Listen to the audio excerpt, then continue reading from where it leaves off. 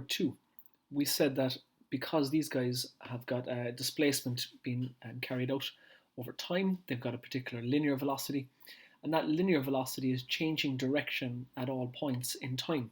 So therefore the objects are accelerating, and if they're accelerating according to Newton's second law, they must be experiencing a force.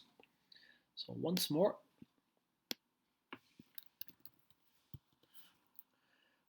we can see that the direction of the velocity constantly changes, and a changing velocity indicates an acceleration. So have a look at the accelerations. The accelerations are both directed towards the center point. So that means if they're directed towards a center point and we apply F is equal to ma, as in Newton's special case in Newton's second law, then there must be a force directed towards the center as well. And that force is referred to as a centripetal force.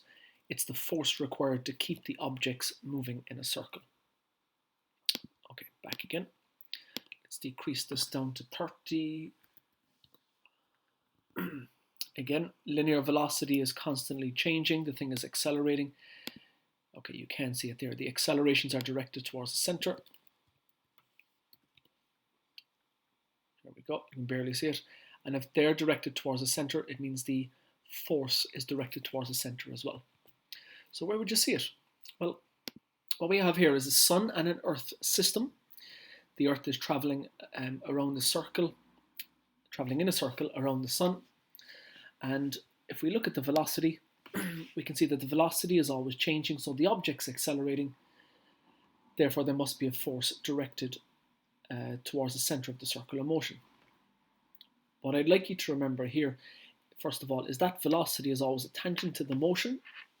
So you can see that it's directed out. And if we took the sun away from that, the earth would travel along that velocity path at whatever time we took the sun away.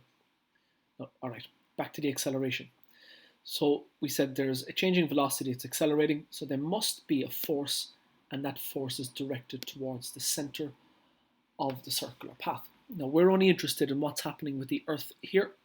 It's directed towards the center of the sun. And in this case, this centripetal force is caused by the gravitational attraction between the earth and the sun.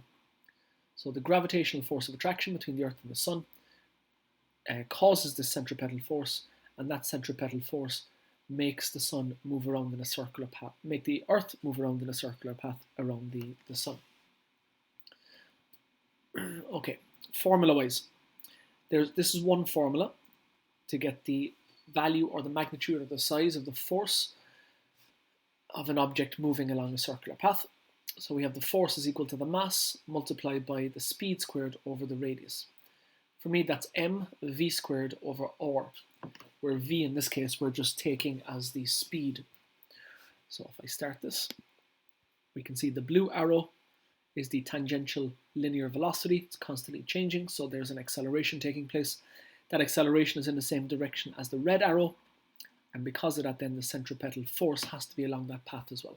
Centripetal force is the force directed towards the center of the circular path that makes the body, or keeps the body, rotating around in a circle.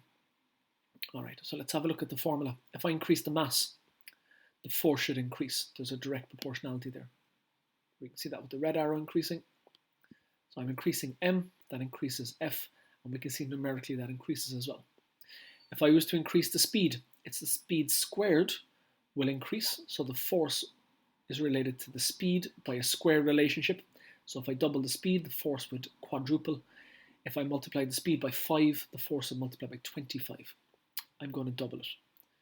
So 1 to 2. And we can see that the force became absolutely massive in that case. Okay, and then finally, the relationship with the radius. There's an inverse relationship between the force and the radius. So if I increase the radius, I'm going to decrease the force. And that just means these guys are getting further away from each other, which should probably make a bit of sense here, because if the Earth got further away from the Sun, the force of attraction would decrease. But it works in other cases and other systems as well. So I increase the radius. And you can see the red arrow, the force size of that text and also the magnitude of that decreased.